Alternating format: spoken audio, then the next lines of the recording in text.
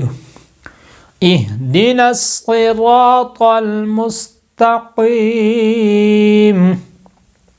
صراط الذين أنعمت عليهم غير المغضوب عليهم ولا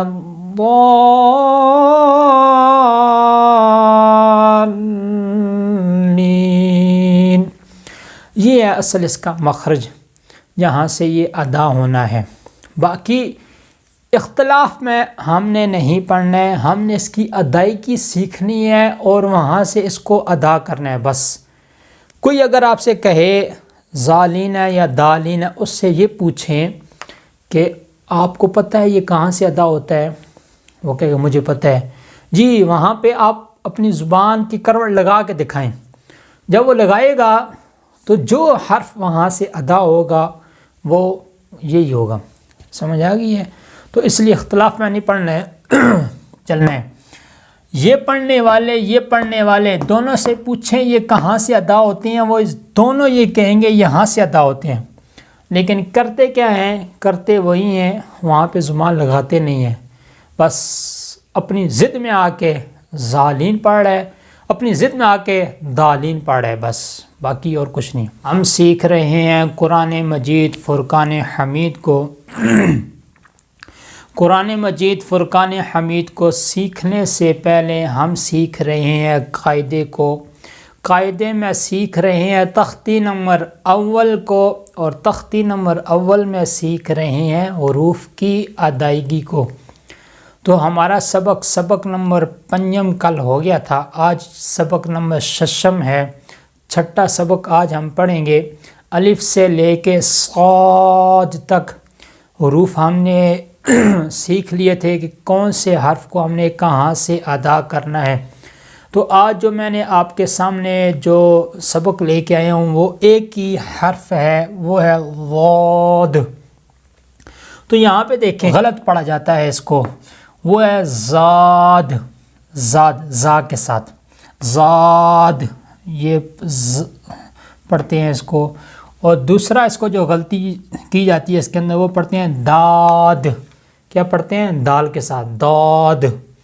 تو یہ دونوں غلط ہیں، زاد والے بھی غلط ہیں، داد والے بھی غلط ہیں۔ کیوں غلط ہیں؟ اس لیے غلط ہیں کہ ہمیں پتہ ہی نہیں ہے کہ اس کو ادا کہاں سے کیا جاتا ہے۔ اگر اس حرف کو جہاں سے ادا کرنا ہے وہاں سے ادا ہو رہا ہے پھر ٹھیک ہے، پھر کیا ہے؟ ٹھیک ہے۔ اور یہ پورے 29 حروف میں یہ حرف بہت ہی مشکل ہے، بہت ہی مشکل ہے، بہت ہی مشکل ہے، اور اس کے اندر لوگوں کا اختلاف بھی بہت زیادہ ہے۔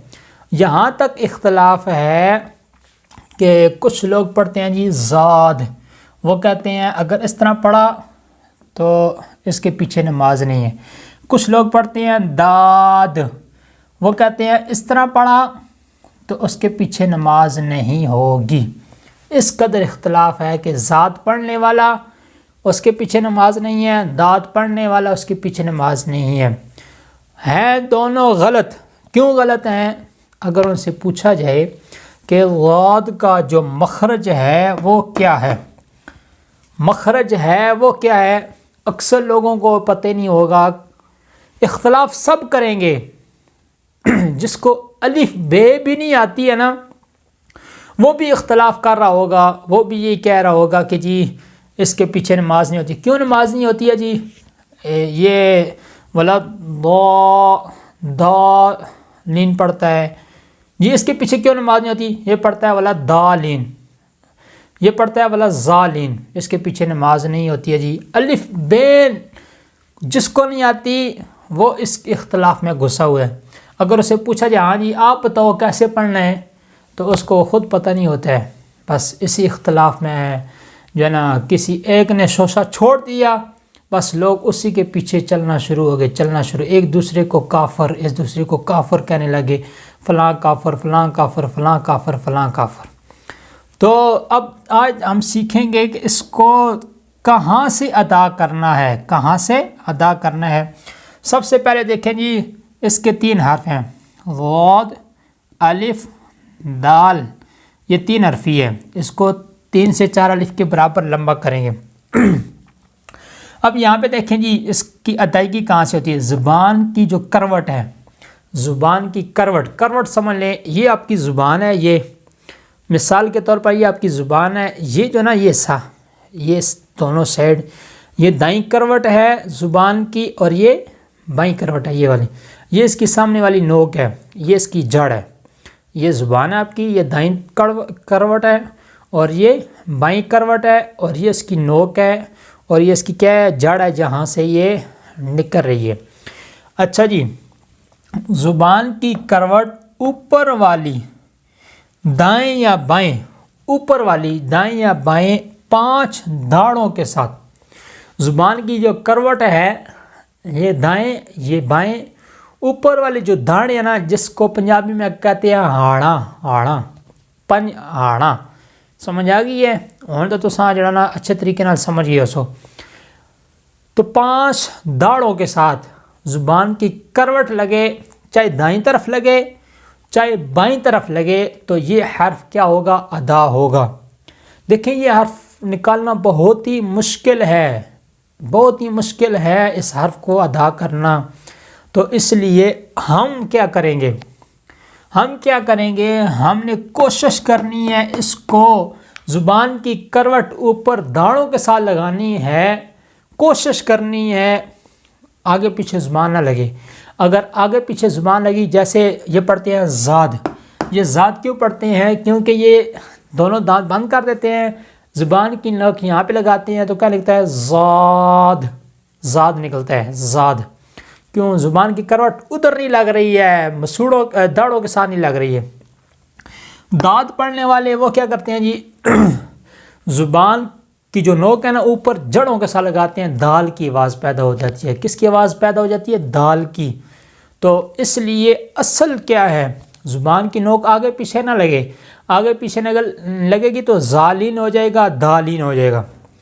ज़ुबान की करवट ऊपर क्या लगे, जना दाढ़ों के साथ 5 दाढ़ें, चाहे दाईं तरफ लगाएं चाहे बाईं तरफ लगाएं, तो ये क्या हो जाएगा? अदा हो जाएगा। देखें जी, वाद,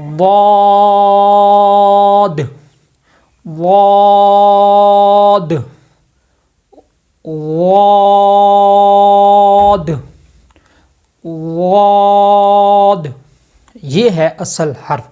मैंने ज़ुबान कहाँ पे लगाई है? दाढ़ों, 5 दाढ़ों के साथ ज़ुबान की करवट लगाई है, ये हर्फ अदा हुआ है। तो इसलिए ये हर्फ थोड़ा मुश्किल है और इसके अंदर इख्तलाफ भी बहुत ज़्यादा है। लोग एक दूसरे को काफ़र तक कह देते हैं। तो इसलिए इस हर्फ को सही तरीके से आपने समझना है, सही तरीके से इसको क्या करना है? अदा करना है। तो आज इसलिए मैं एक हर्फ लेके आया हूँ ताकि इसकी ज़्यादा से ज़्यादा हम क्या करें? मशक करें। दोबारा से मैं आपको बताता हूँ, ज़ुबान की करवट आपको पता चल गया होगा। ये जो ज़ुबान है इसके ये इस तरफ और इस तरफ, ये जो ना इसकी करवट है ज़ुबान की चाहे दाईं करवट है चाहे बाईं करवट है। ऊपर वाले जो दाढ़े हैं 5, चाहे दाईं हैं चाहे बाईं हैं, दाढ़ों के साथ करवट लगे तो तब ये हर्फ क्या होगा? अदा होगा। वाद, वाद,